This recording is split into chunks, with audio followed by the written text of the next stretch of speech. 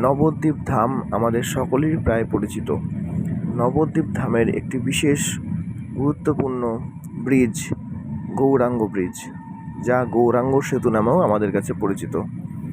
এই রোডটিকে আমরা অনেকে পরিচিত আছি মিলিটারি রোড নামে। এই গৌরাঙ্গ ব্রিজের মাধ্যম দিয়েই আমরা নদিয়া ও বর্ধমানের বেশ কিছু প্রাচীন ঐতিহ্য বা মন্দির দেখে থাকি। এই ব্রিজটির বয়স আনুমানিক 50 বছরের কাছাকাছি।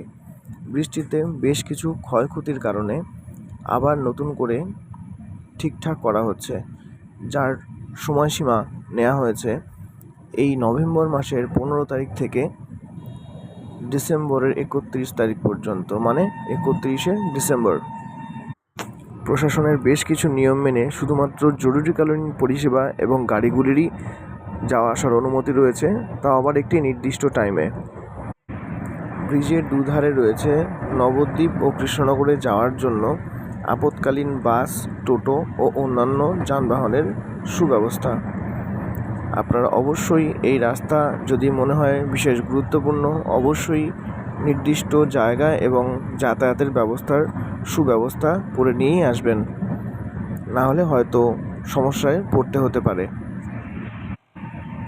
আপাতত এ মাথাতেই থামছে দূরের যে বাসগুলো কৃষ্ণনগর হইতে আসছে তার গন্তব্যস্থল।